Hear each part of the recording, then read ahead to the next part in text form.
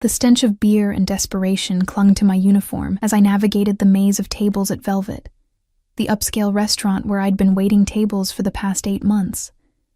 My feet throbbed in cheap shoes that weren't meant for 12-hour shifts, and the din of clinking glasses and forced laughter rang in my ears like a discordant symphony. I tucked a stray strand of hair behind my ear, feeling the sticky residue of hairspray on my fingers as I balanced 3 plates of overpriced appetizers. "Table 7 needs more champagne." Marco, the floor manager, hissed as he brushed past me, his cologne leaving a sickly sweet trail in his wake. I nodded, keeping my eyes down. Stay invisible. Do the job. Get paid. The mantra repeated in my head like a prayer. Tonight was different, though. The air felt charged, like the moment before lightning strikes. Security men in dark suits had appeared an hour ago, scanning the restaurant with cold, calculated eyes. They'd spoken in hushed tones with the owner, who'd immediately closed the rooftop section to regular patrons and sent 3 waiters home. I'd been reassigned to the now private area, along with Sasha, a veteran server who knew better than to ask questions. "Someone important's coming," Sasha had whispered, adjusting her tight black dress. Like, seriously important.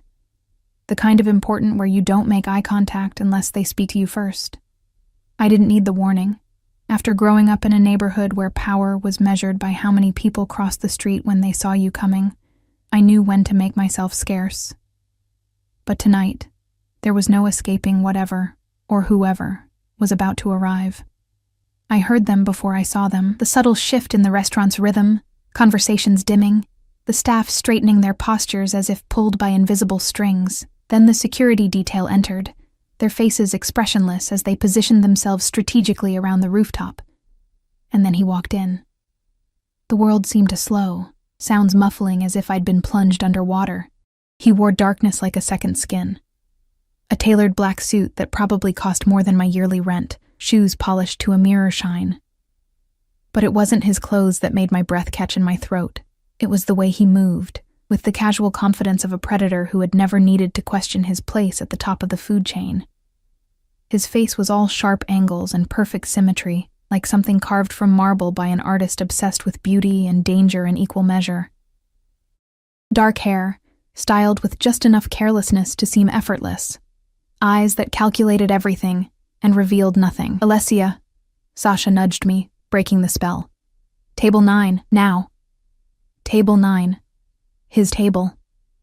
I approached with my gaze carefully trained on the polished floor, the weight of unseen eyes pressing against my skin. "Good evening," I said, surprised at how steady my voice sounded. "My name is Alessia, and I'll be your server tonight, Alessia."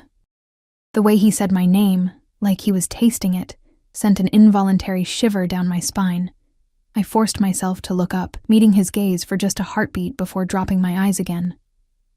In that brief moment, I saw something flash across his features. Recognition, interest. Whatever it was, vanished behind a mask of practiced indifference. "The 96 Bordeaux," he said to no one in particular, though one of his men immediately stepped forward to relay the order to the sommelier. The next hour passed in a blur of perfectly timed service, wordless signals from Sasha guiding me through the delicate dance of attending to him and his 4 companions without intruding. They spoke in low tones, occasionally switching to what sounded like Russian or Italian, conversation stopping whenever I approached. I was refilling water glasses when I first noticed them, 2 men at a table near the bar, their casual postures betrayed by the tension in their shoulders and the way their eyes kept drifting to our section. One adjusted his jacket, revealing the unmistakable bulge of a concealed weapon. My heart rate doubled. Growing up with a father who'd worked security for people he never named, I'd learned to recognize danger in all its forms. These men weren't restaurant security or random patrons. They were watching, waiting. For him. The realization was like ice water in my veins. Whatever was happening, I didn't want to be caught in the middle. I could finish my shift, go home, and pretend I hadn't seen anything. That's what any sane person would do. But as I turned back to the table, my eyes met his. For a split second, Something passed between us, an electric current of understanding. He knew I'd seen something. And worse, he knew that I knew. His hand moved beneath the table, and I glimpsed the cold gleam of metal. A gun. My throat constricted, panic rising like bile as I forced myself to continue serving, hands trembling slightly as I placed fresh bread on the table. "Anything else, sir?" I managed to ask, surprised at how normal I sounded. He tilted his head, studying me with the intensity of someone trying to solve a complex equation. "You seem nervous, Alessia."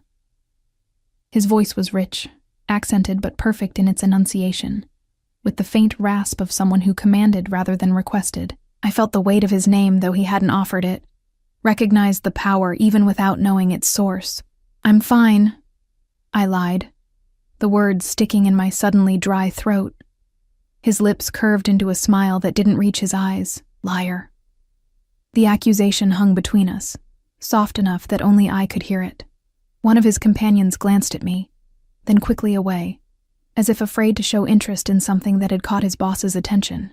I excused myself, retreating to the kitchen where I pressed my back against the cool tile wall, trying to slow my racing heart. The two men were still watching. Whatever was about to happen, it wouldn't end well. I thought of my sister Lily, only 16 and depending on me since our parents died last year. I thought of the stack of unpaid medical bills from Mom's final months, the second job I'd taken to keep our apartment. I couldn't afford to lose this job. I couldn't afford to get involved.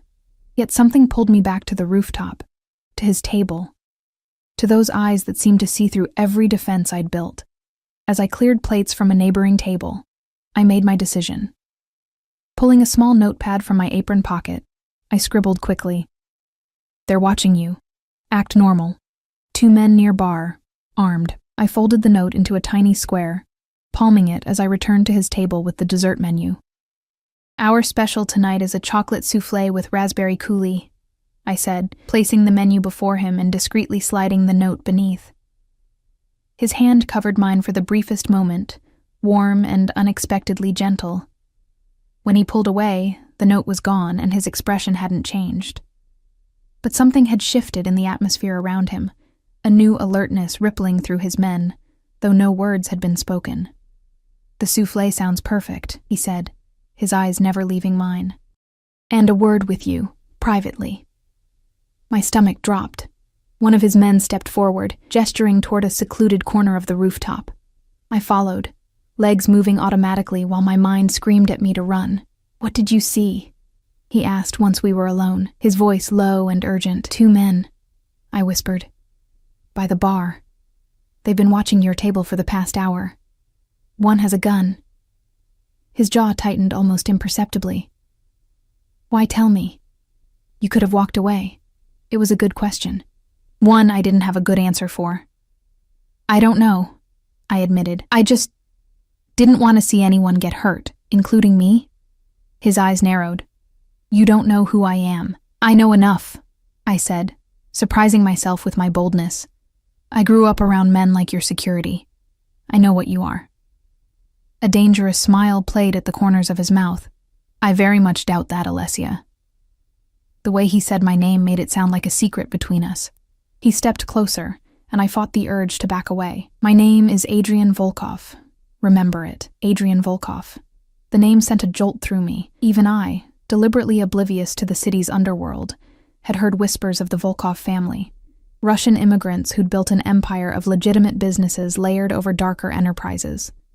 They owned half the waterfront properties, numerous nightclubs, and according to rumors, several judges and politicians. And now Adrian Volkov knew my name, had touched my hand, was standing close enough that I could smell his cologne, something expensive and subtle, like cedar and spice. "I appreciate your warning," he continued, "but I need to know if you've told anyone else." "No," I said quickly. "I wouldn't." "Good." He cut me off. "Keep it that way." The cold authority in his voice reminded me exactly who I was dealing with. Whatever momentary connection I'd imagined between us evaporated, replaced by the stark reality of our positions.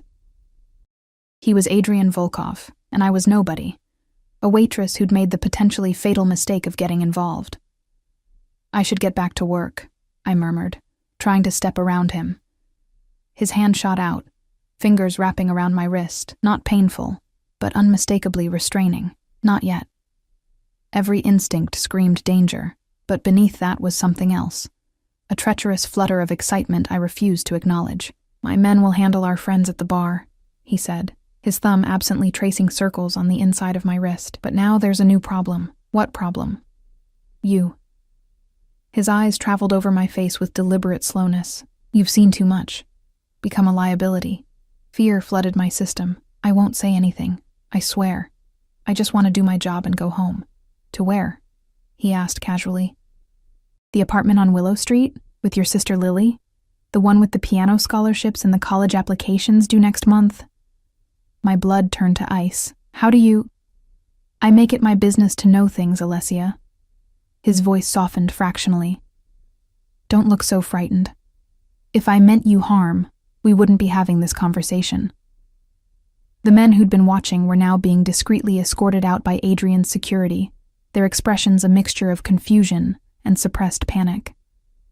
No one in the restaurant seemed to notice, the evening continuing its elegant flow around the quiet removal.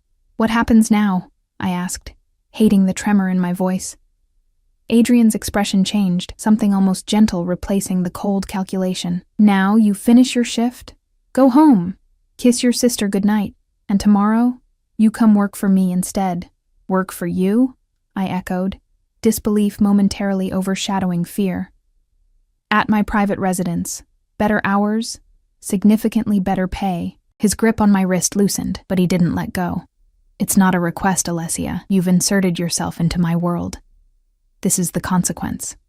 Before I could respond, he pulled me closer, so close that anyone watching would think we were sharing an intimate moment. His lips brushed against my ear, sending an involuntary shiver through my body. They're still watching, he whispered. Not the men we removed, others.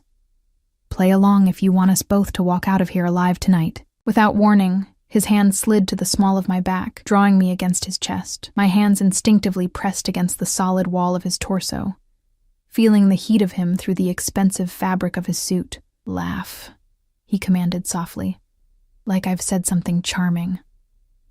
I forced a laugh, the sound brittle and unconvincing to my ears, but apparently sufficient for our audience. I'll protect you, he murmured, his breath warm against my skin. But from now on, you're mine.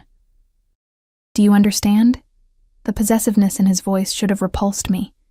Instead, it awakened something primal, a dangerous attraction I couldn't afford to feel. I don't belong to anyone, I whispered back, trying to inject defiance into my voice. His soft chuckle vibrated against my cheek. We'll see. When he finally released me, the loss of contact was almost physical, like stepping from warmth into cold. His eyes held mine for a beat longer than necessary, something unreadable flickering in their depths. Tomorrow, 8 a.m. A car will be waiting outside your building. It wasn't a question.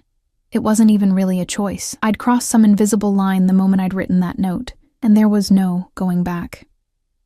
As Adrian returned to his table, resuming his conversation as if nothing had happened, I felt the weight of what I'd done settle over me.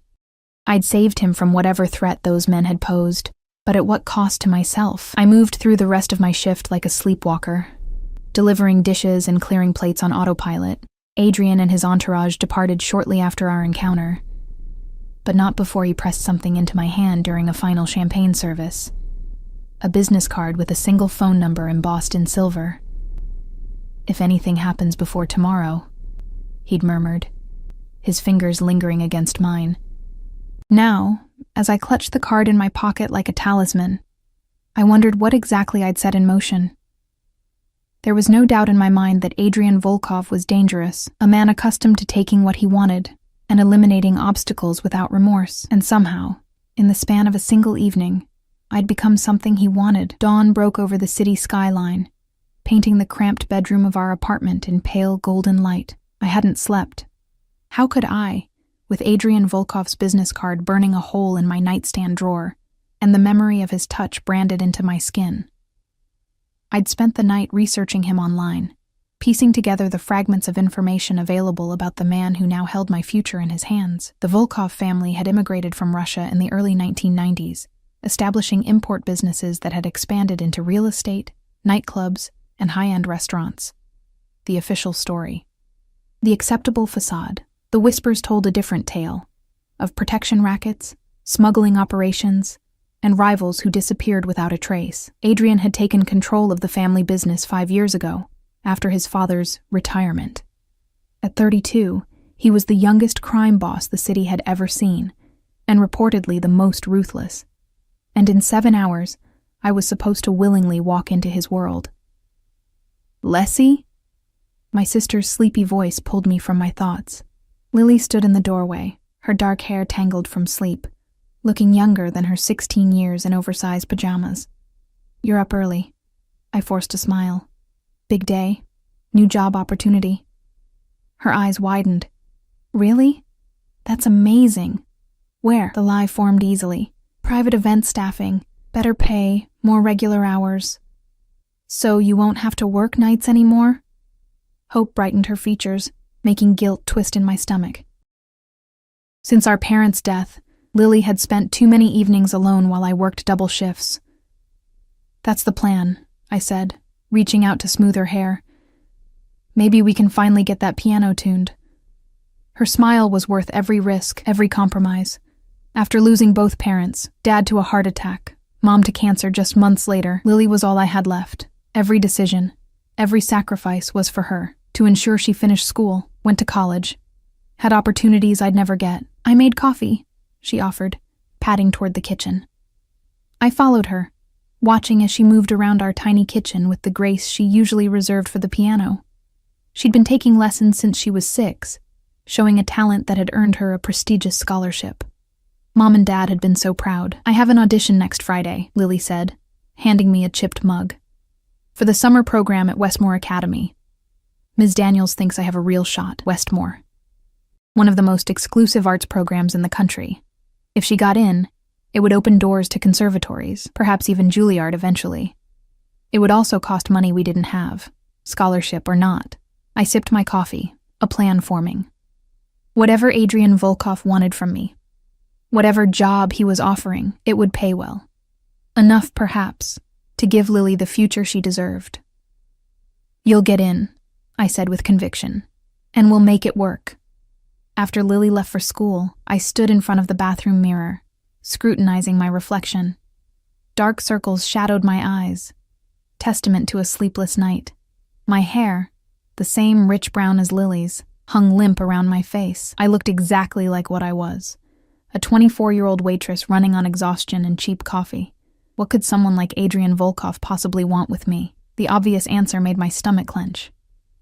Men like him took what they desired without consideration for the wants or needs of others. But something about our interaction had felt different. The way he'd spoken about protection, about my sister. The gentle pressure of his hand against mine. I was still puzzling over it when my phone chimed with a text from an unknown number. Car outside. Now. My heart lurched. It was only 7:30, half an hour early. A test, perhaps, to see how I'd respond to the unexpected. I dressed quickly in the nicest clothes I owned, black slacks and a cream blouse I'd bought for job interviews, paired with the only decent shoes in my closet. Professional, but unremarkable. Invisible. The car waiting outside was neither. Sleek, black, and conspicuously expensive, it hummed at the curb like a predator at rest. The driver, a broad-shouldered man with a military haircut, stepped out as I approached. "Ms. Conti," he said, his voice neutral as he opened the rear door. I hesitated, one foot on the curb, the weight of choice pressing down on me. I could turn around, walk away, pretend last night had never happened. The driver seemed to read my thoughts. "Mr. Volkov doesn't appreciate being kept waiting, Ms. Conti." I slid into the car's leather interior, the door closing behind me with a soft final click. The journey took us from my working-class neighborhood toward the wealthy northern suburbs, where gated communities housed the city's elite. We finally turned onto a private road that wound through manicured grounds, eventually revealing a sprawling mansion set against the backdrop of dense forest. Modern but with classic elements, the house resembled a contemporary castle, all clean lines, glass, and stone. Security cameras were discreetly positioned throughout the grounds, and I noticed at least 2 men patrolling the perimeter as we approached. The driver escorted me to an imposing front door, where a woman in her 50s waited. Dressed in a simple black suit with her silver hair pulled back in a severe bun, she exuded efficiency and authority. "Ms. Conti," she said, her accent faintly Eastern European. "I am Mrs. Petrov, Mr. Volkov's household manager. Come." I followed her through a soaring entryway into a house that felt more like a museum than a home. All polished surfaces and expensive art, not a single item out of place. The air smelled of lemon polish and something subtly masculine, the same cedar and spice I'd detected on Adrian the night before. Mrs. Petrov led me to a study at the back of the house, a room dominated by floor-to-ceiling windows overlooking a pristine garden. "Wait here," she instructed. "Mr. Volkov will join you shortly." Alone, I gravitated toward the windows, taking in the view of sculptured hedges and a stone path leading to what appeared to be a private lake in the distance. Money and power, displayed in every detail. "It's been in my family for 3 generations," Adrian's voice came from behind me. I turned to find him standing in the doorway, looking even more formidable in daylight. He'd traded last night's formal suit for dark trousers and a white button-down shirt, sleeves rolled to reveal forearms corded with muscle. Without the distraction of the restaurant's chaos, I could fully appreciate how dangerously attractive he was, the kind of beauty that warned rather than welcomed. "The estate," he clarified, moving into the room with the fluid grace of a predator. "My grandfather built it after emigrating from St. Petersburg. He wanted something that reminded him of home." I remained silent, uncertain how to respond. This wasn't the conversation I'd expected to have. Adrian studied me, his eyes taking in my carefully chosen outfit, lingering briefly on the pulse point at my throat before meeting my gaze. "You look tired, Alessia." "I didn't sleep well," I admitted. A ghost of a smile touched his lips. "No, I don't imagine you did." He gestured to a seating area. "Sit, please." I perched on the edge of an armchair, while Adrian took the sofa opposite, his posture relaxed but alert. Between us stood a glass coffee table holding a slim folder. "Do you know why you're here?" he asked, his tone conversational. "You said something about a job," I answered carefully. "But I don't understand what kind of work you could possibly want me to do." Adrian leaned forward, opening the folder. Inside were photographs, surveillance images of me leaving work, entering my apartment building, shopping at the corner market with Lily. My breath caught in my throat. "You've been watching me." It wasn't a question. "For approximately 12 hours, he confirmed, remarkably matter-of-fact, standard procedure when someone enters my orbit unexpectedly. "And my sister?" Fear sharpened my voice. "Have you been watching her too?" Something flickered across his features, not quite sympathy, but perhaps understanding. "Your concern for her is admirable. And yes, by extension, we've observed her movements as well. Lily Conti, piano prodigy, straight-A student. Applied for early admission to Berklee College of Music and waiting to hear about the Westmore summer program. Each detail was like a knife twisting in my chest. He knew everything about us, our vulnerabilities, our dreams. "What do you want from me?" I asked, my voice barely above a whisper. Adrian closed the folder and leaned back, studying me with those penetrating eyes. "Initially, exactly what I said last night. For you to work here, in my home. I need someone I can trust to handle certain aspects of my private life. Someone observant. Someone discreet." His lips curved in a cold smile. "Someone who notices armed men in a crowded restaurant and has the courage to warn a stranger." "I'm a waitress," I said. "Not a... whatever you're looking for. You're underestimating yourself." His tone was almost gentle. "You're intelligent, resourceful, and you understand survival in a way most people never have to learn. These are valuable qualities. The compliments, unexpected and oddly specific, threw me off balance. So, you want me to be what? A personal assistant?" "Among other things." He paused, seeming to choose his next words carefully. "The men from last night were connected to a rival organization. They've been watching me for weeks, looking for weaknesses, patterns they could exploit. Thanks to your warning, we were able to identify and neutralize the immediate threat. But the situation is ongoing." A chill ran through me as I began to understand. "You want me to help you identify more of these people?" Adrian shook his head. "I want you to help me create a diversion. A change in my patterns that will confuse their surveillance." "How?" He fixed me with a steady gaze. "By being seen with me, publicly, frequently, as someone important to me." The implication hung in the air between us. He was asking me to pretend to be his lover, or at least someone close enough to alter how his enemies perceived him. "Why me?" I asked. "You could hire an actress, someone trained for this kind of deception." "Because you're genuine," he replied simply. "You have no connections to my world or my enemies, and because you've already demonstrated loyalty without incentive." "I was just trying to prevent violence in my workplace," I protested. His smile was knowing. "We both know that's not the whole truth. You could have alerted security, called the police. Instead, you chose to warn me directly." He leaned forward, his gaze intense. "You made a choice, Alessia. Now I'm offering you another one." The choice wasn't really a choice at all, and we both knew it. He'd made that clear with the surveillance photos, with his knowledge of Lily. The threat was implicit beneath the veneer of civilized conversation. "What exactly would this job entail?" I asked, stalling for time to think. "You'd live here," Adrian said. "Accompany me to certain events, help manage my private correspondence and schedule. In return, you'd receive a salary of $15,000 per month, plus a separate educational fund for your sister's continued studies." The figure made me dizzy. It was more money than I'd ever dreamed of having, enough to secure Lily's future and pay off our parents' medical debts. All I had to do was become the companion of one of the most dangerous men in the city, and if I refuse? Adrian didn't answer immediately, his expression unreadable. When he finally spoke, his voice was soft, but left no room for negotiation. "Then you'll return to your apartment and your job, and we'll never speak again." He paused. "But the men watching me will eventually realize you tried to warn me, and they'll wonder why." The threat was clear. By helping him, I'd already made myself a target. His protection was now the only thing standing between me and people who wouldn't hesitate to use me, or Lily, to get to him. My choice had been made the moment I'd slipped him that note. "When do I start?" I asked, resignation and determination mingling in my voice. Adrian's expression softened fractionally.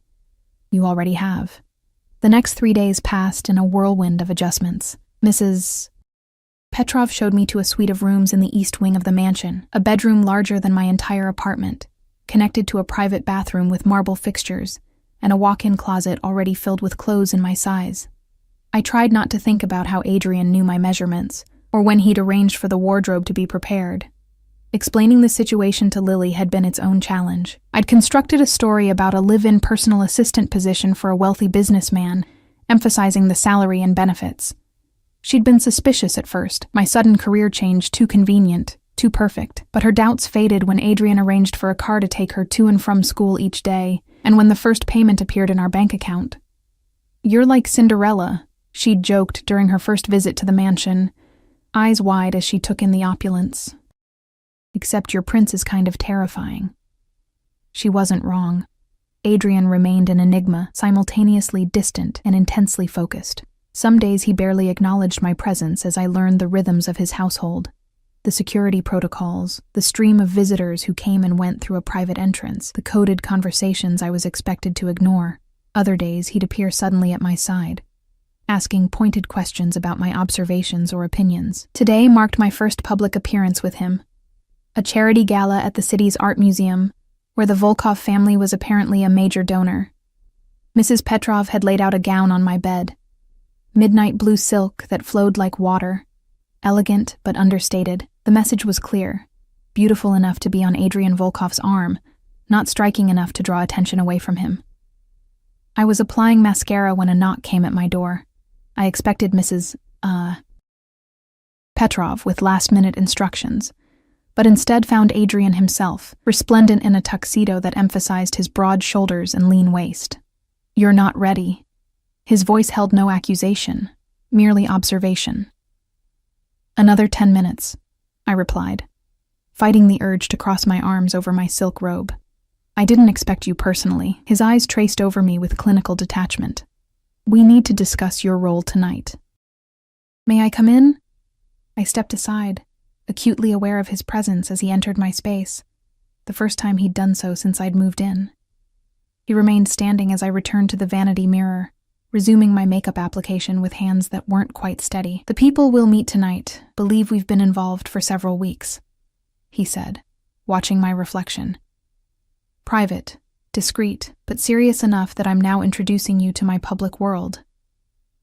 You'll need to be comfortable with physical contact, familiar gestures." I met his gaze in the mirror. "You want me to pretend to be your girlfriend?" "My lover," he corrected, the word sending an involuntary shiver through me. "There's a difference." I put down my mascara, turning to face him directly. "And what is that difference exactly?" Something dangerous flickered in his eyes. "A girlfriend implies a certain conventional relationship, dates, meeting friends, future plans." He took a step closer. "What I need to project is something more primal. Possession. Obsession."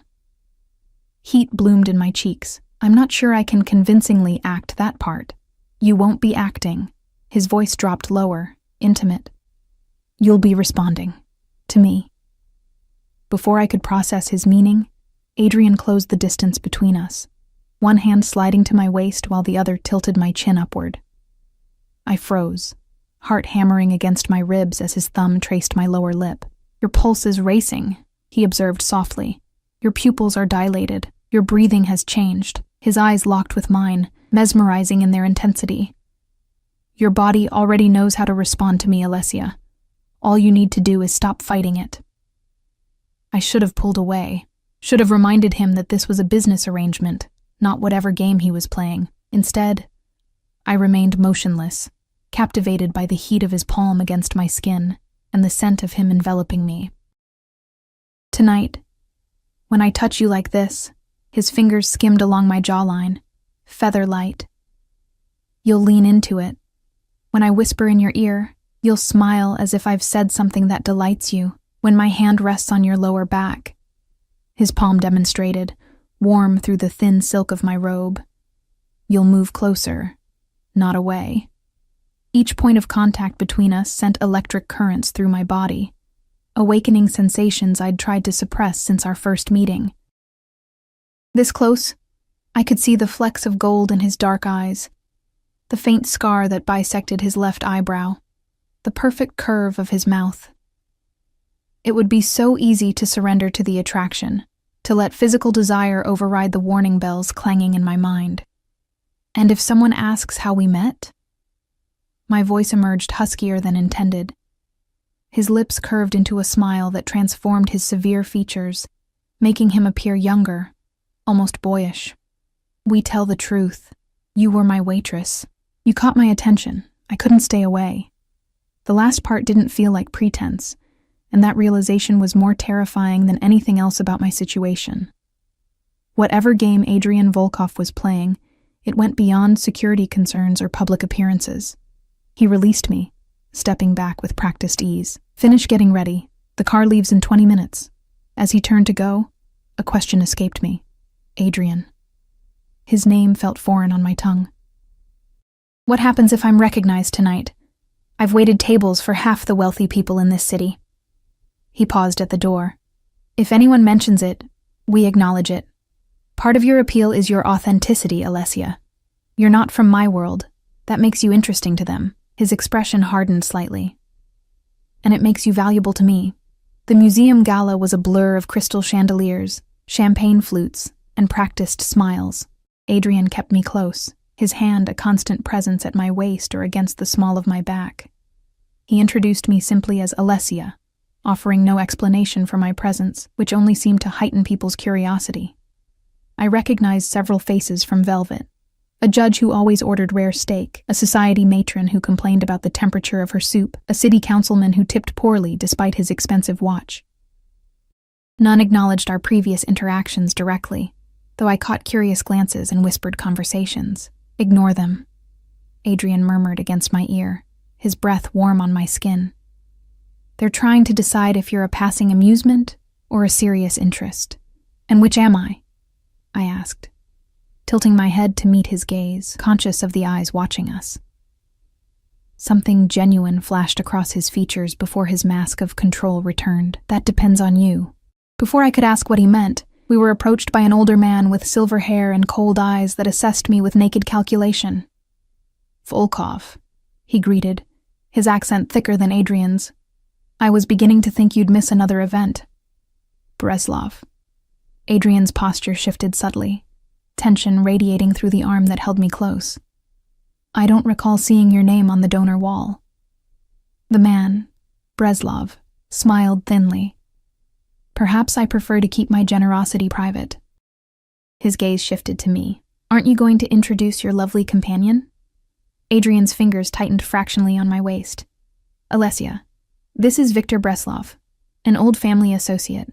The way he emphasized old suggested a history I couldn't begin to understand. I extended my hand, which Breslov took, holding it longer than necessary.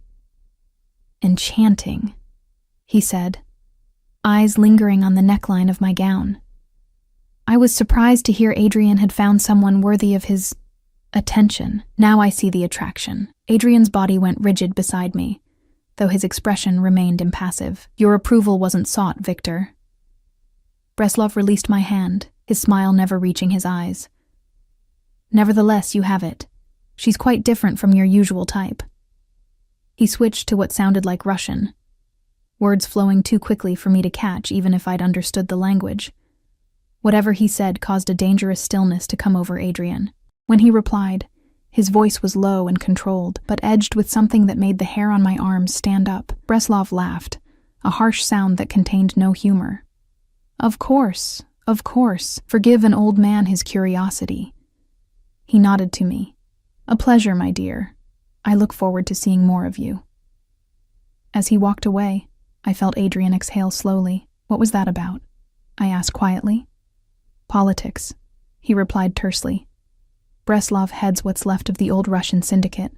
My father displaced them years ago, but they maintain interest in the city. He seemed to know something about me." Adrian's jaw tightened. "He was fishing, trying to determine your significance." "And what did you tell him?" His eyes met mine, something fierce and possessive darkening them. "That you are under my protection, that anyone who approaches you approaches me." A shiver ran through me that had nothing to do with the temperature. "Is he dangerous?" "Everyone here is dangerous, Alessia." Adrian's voice softened. "But yes, Breslov particularly so. He lost power to my family and has never forgotten it." I glanced across the room, finding Breslov watching us with undisguised interest. "He was one of them, wasn't he? Connected to the men at the restaurant?" Adrian nodded almost imperceptibly. "We think so. Which means your presence beside me tonight has already served its purpose. You've confirmed their suspicions that I've developed a weakness." The realization hit me with sudden clarity. "I'm not a diversion. I'm bait." His fingers touched my chin, turning my face back to his. "You're much more than that, Alessia, but yes, in part." He studied me, concern briefly crossing his features. "Does that frighten you?" It should have. Any sane person would be terrified to be used as a pawn in a game between rival crime organizations. But what frightened me more was the realization that I trusted Adrian to protect me, a man I barely knew, whose world was built on violence and control. "No," I answered truthfully. "What frightens me is that I'm starting to forget this isn't real." Something vulnerable flashed in his eyes, gone so quickly I might have imagined it. "Who says it isn't?" Before I could respond, he led me toward the dance floor, where couples moved in elegant patterns beneath the museum's soaring dome. Adrian's hand settled at my waist, drawing me closer than propriety dictated as we began to move to the music. "They're all watching us," he murmured, his cheek brushing against my temple. "Breslov, his associates, my people, all trying to determine what you mean to me. And what do I mean to you? I asked, the question escaping before I could reconsider. His hand splayed possessively across my lower back, heat radiating through the thin fabric of my gown. You're becoming a complication I didn't anticipate. It wasn't an answer, yet somehow it revealed more than a direct response might have. In Adrian's world, complications were dangerous, to be eliminated, not embraced. Yet here I was, in his arms, more entangled in his life with each passing day. As the music swelled around us, I made a decision. If I was to survive this game, I needed to play it on my own terms. I leaned into him, letting my body melt against his, my hand sliding from his shoulder to the nape of his neck in a gesture that couldn't be mistaken for anything but intimate familiarity. Adrian's eyes darkened, his steps faltering momentarily before he regained control. Careful, Alessia, he warned, voice low. Don't start something you're not prepared to finish. I met his gaze steadily. I'm just playing my part. Isn't that what you wanted? His lips curved into a smile that held equal parts appreciation and warning. What I want, he replied, pulling me impossibly closer, is considerably more complicated than that. The morning after the gala, I woke to find a small jewelry box outside my door. Inside, a delicate gold bracelet with a single charm. A tiny key that caught the light as it moved. No note, no explanation, but I knew it was from Adrian. A symbol perhaps of the trust he was beginning to place in me, or maybe a more ominous message, that I now possessed a key that could either lock or unlock something dangerous. I wore it anyway, the gold warm against my skin as I moved through my new daily routine. Mrs.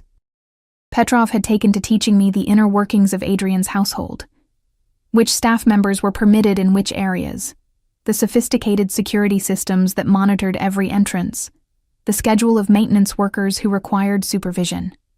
Mr. Volkov values his privacy, she explained as we walked the perimeter of the estate, her accent thickening whenever she spoke his name. You must learn to recognize who belongs and who does not.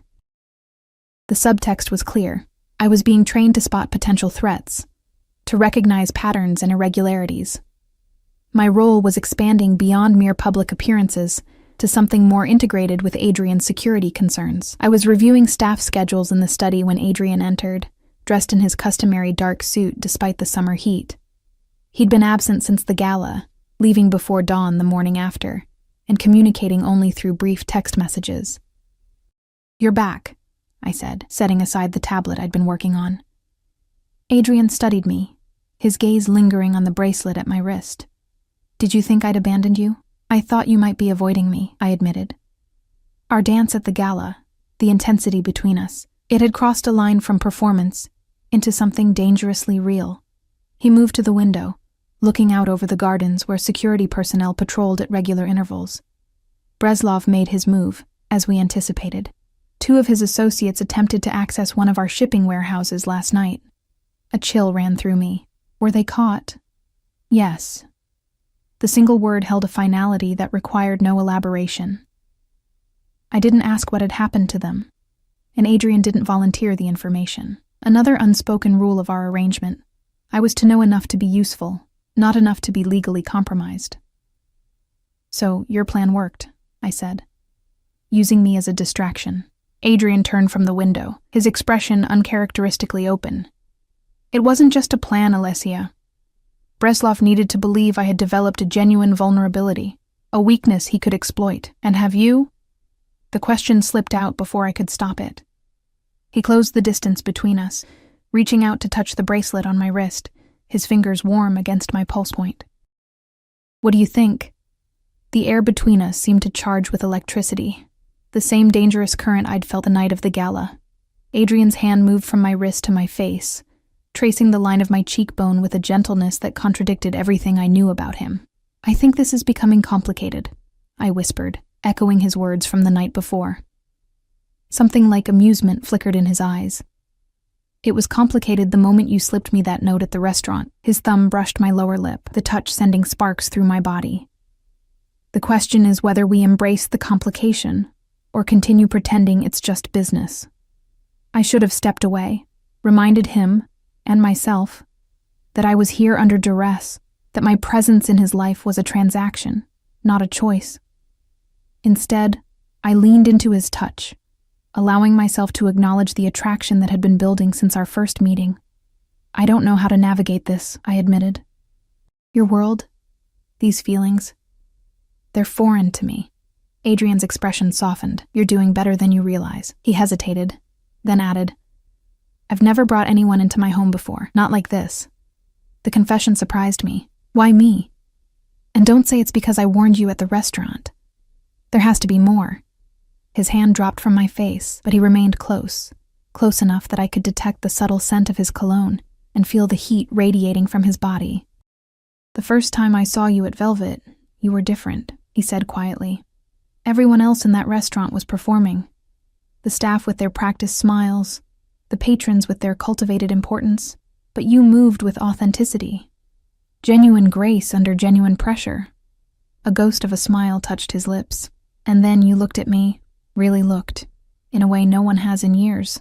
Not as a Volkov, not as a power to be feared or courted, but as a person you were assessing on your own terms. I remembered that moment, our eyes meeting across the crowded restaurant, the jolt of recognition that had passed between us before I'd dropped my gaze. You were watching me before that night, I realized, before I ever noticed you.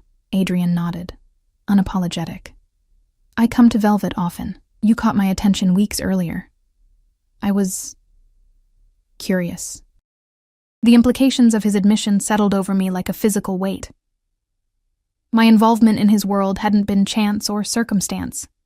He'd been observing me, perhaps even planning to approach me before I'd ever slipped him that warning note.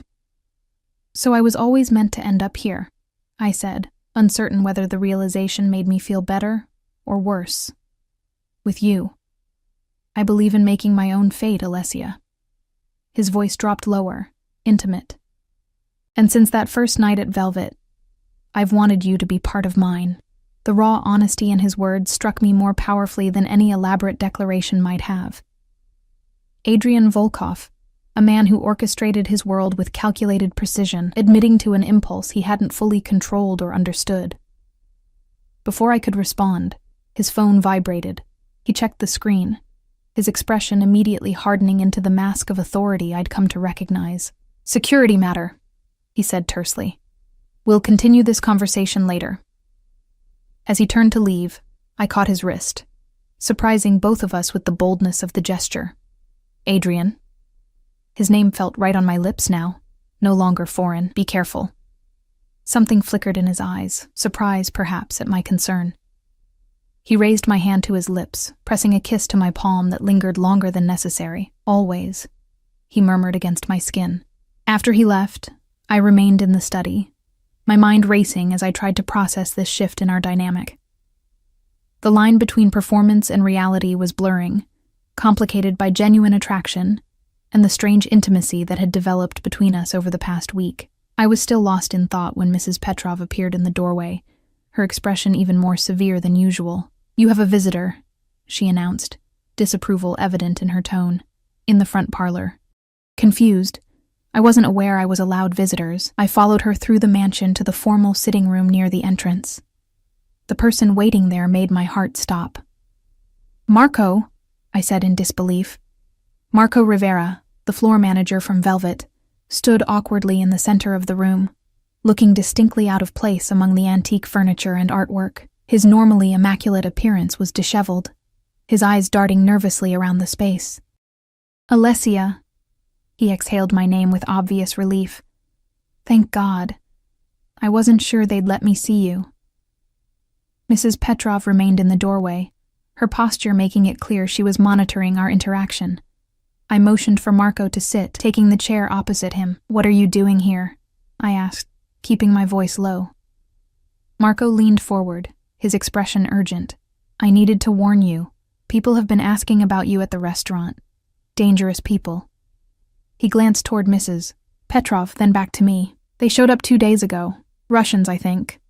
Asking how long you'd worked there, whether you knew Volkov before that night. A chill ran through me. What did you tell them? Nothing.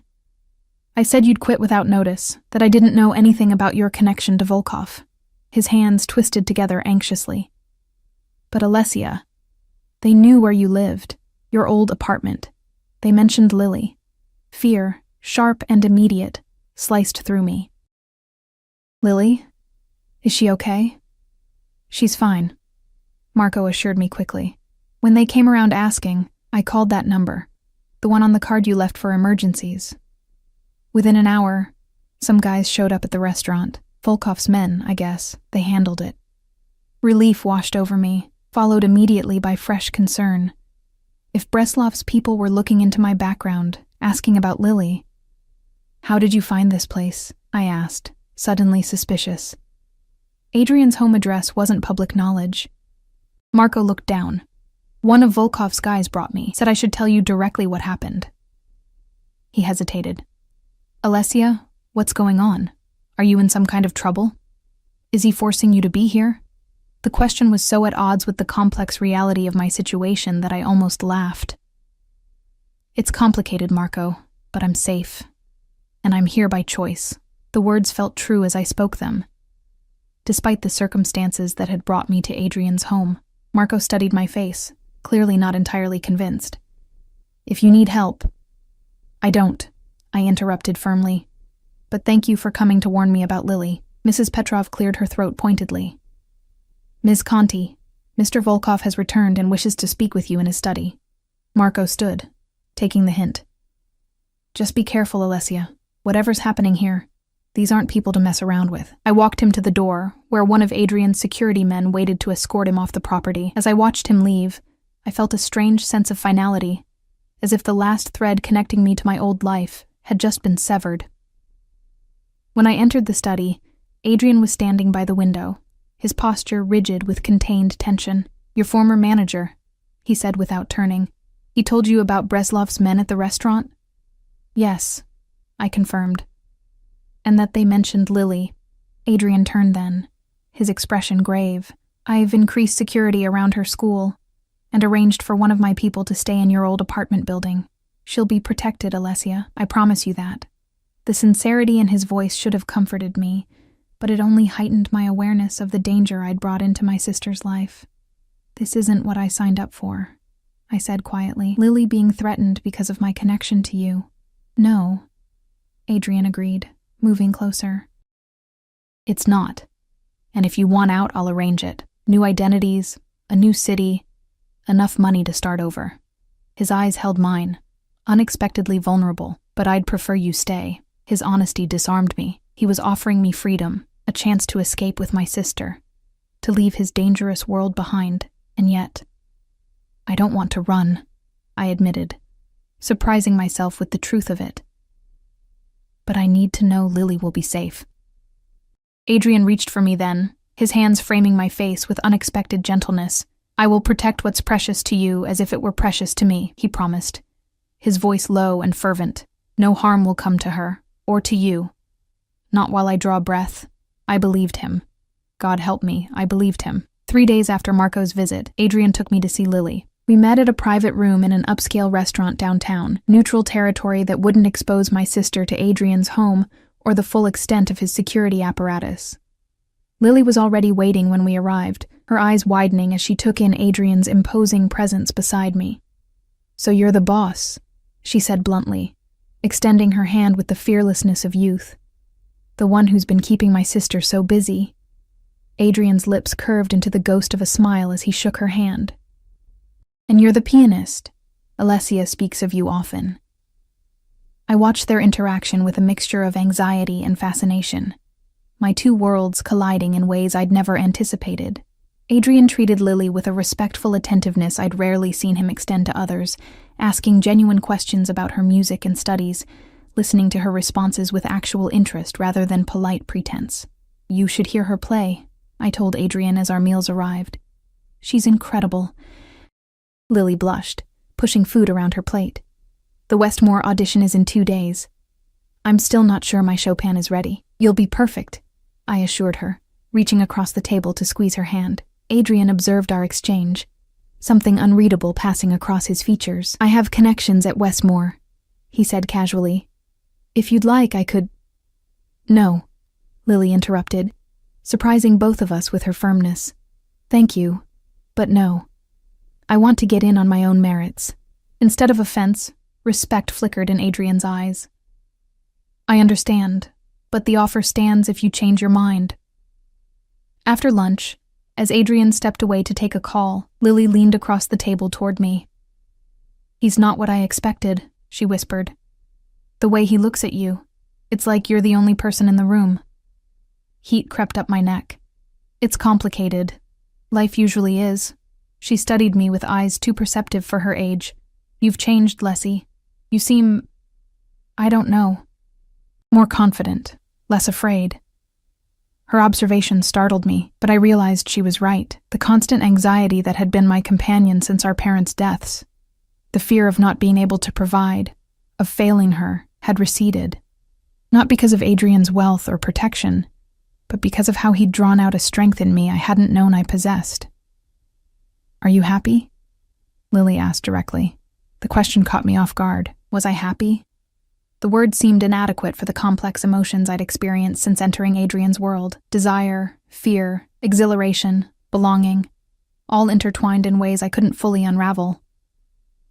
I'm becoming who I need to be, I answered honestly.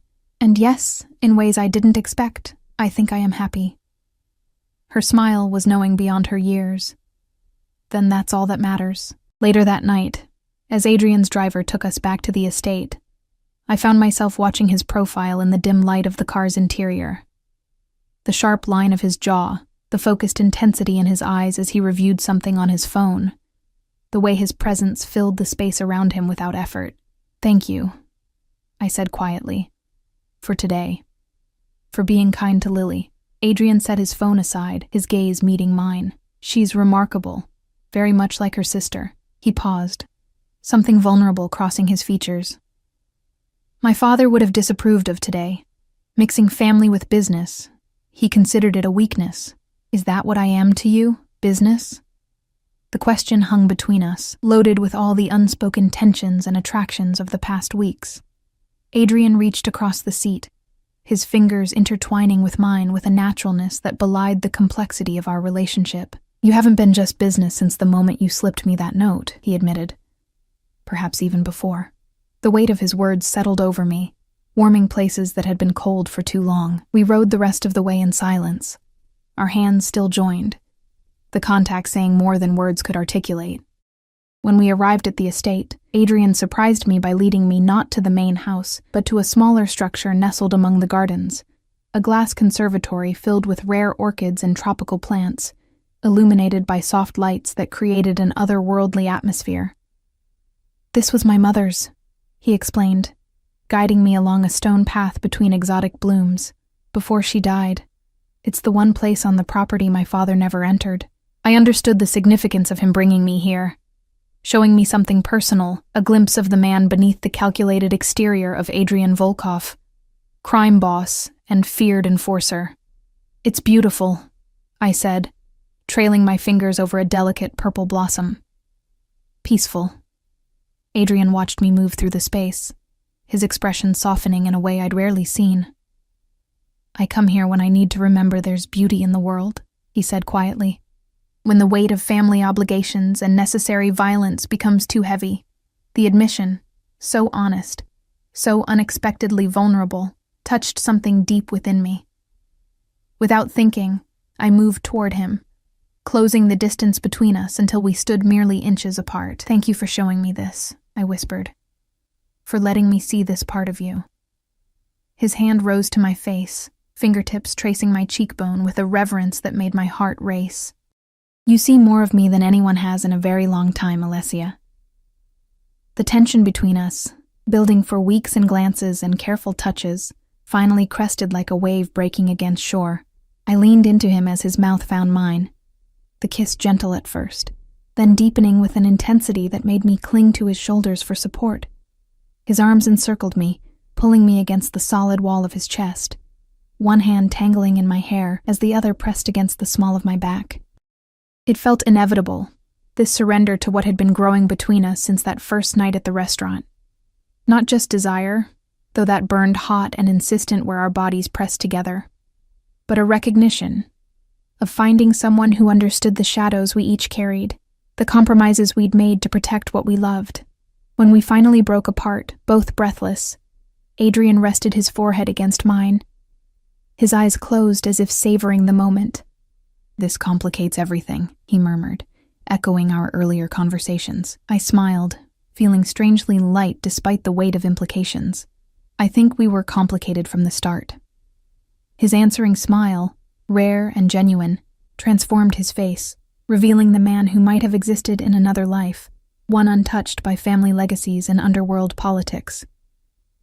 The peace of the moment shattered as Adrian's phone vibrated. The change that came over him was immediate, his posture straightening, expression hardening as he read the message on the screen. "What is it?" I asked, recognizing the signs of trouble. "Breslov," he answered tersely. "He's made another move, this time against someone under my protection." Cold fear gripped my chest. "Lily?" "No," Adrian assured me quickly. "Not your sister, one of my lieutenants. But the message is clear. He's escalating." The reality of Adrian's world crashed back into the intimate bubble we'd created, a harsh reminder that our relationship existed within the context of power struggles and violent retribution. "What will you do?"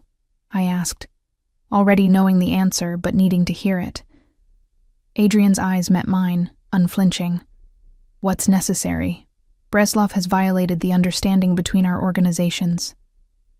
There must be consequences." I nodded, accepting this part of him even as it frightened me. "When?" "Tonight." He touched my face gently, a contrast to the deadly intent now evident in his bearing. "Go back to the house, Alessia. Stay with Mrs. Petrov. I'll return when it's done." As he turned to leave, I caught his arm. "Adrian." His name felt right on my lips, intimate and familiar now.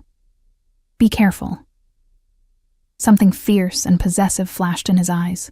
He pulled me to him for one more bruising kiss, his hands gripping me with an intensity that spoke of his reluctance to let go. "Always," he promised against my lips. The night that followed was the longest of my life. I paced the floors of the mansion, unable to sleep, imagining every terrible possibility as hours stretched into the early morning. Mrs. Petrov brought tea I couldn't drink and reassurances I couldn't believe, her own worry visible beneath her composed exterior. It was nearly dawn when I heard the cars returning, the low murmur of voices in the courtyard. I rushed to the window, relief flooding through me as I spotted Adrian emerging from a black SUV, apparently unharmed. Our eyes met across the distance as he looked up at my window, a silent communication passing between us before he disappeared into the house. Minutes later, he appeared at my door, his suit immaculate, but his eyes haunted by whatever had transpired. "It's done," he said simply. I didn't ask for details, didn't need to know what done entailed. Instead, I drew him into my room, helping him remove his jacket and tie, my hands gentle as I unbuttoned his shirt. There was blood on his cuffs, not his own, I realized with a mixture of relief and horror. "Breslov?" I asked quietly. Adrian shook his head, alive, but diminished. "He's agreed to certain terms. The conflict is over, for now." I led him to the bathroom, wetting a cloth with warm water to clean away the evidence of violence from his hands. He submitted to my ministrations with an unexpected docility, watching my face as if searching for disgust or fear. Instead, he found acceptance. Not of what he'd done, but of who he was, the entirety of Adrian Volkov, both the man who loved his mother's conservatory and the one who dealt in necessary violence to protect what was his. "You should be afraid of me," he said softly as I finished, his hands now clean, but the memory of blood between us. Any sensible person would run. I met his gaze steadily. "I stopped being sensible the night I slipped you that note." He pulled me against his chest, burying his face in my hair with a shuddering exhale that revealed more vulnerability than he'd likely shown anyone in years. "Stay with me," he whispered, the words somewhere between a command and a plea. "Not because you have to, not for Lily's security or your own protection. Stay because you want to." In that moment, the pretense fell away completely. This wasn't about roles or arrangements or necessary deceptions. This was Adrian, powerful, dangerous, and unexpectedly human, asking me to choose him with full knowledge of all that choice entailed. I lifted my face to his, seeing in his eyes the same conflict that had been warring within me. Duty versus desire. Caution versus connection. Fear versus the rare and precious chance at something real. "I'll stay," I promised, sealing the words with a kiss that tasted of new beginnings and accepted risks. "I choose this. I choose you."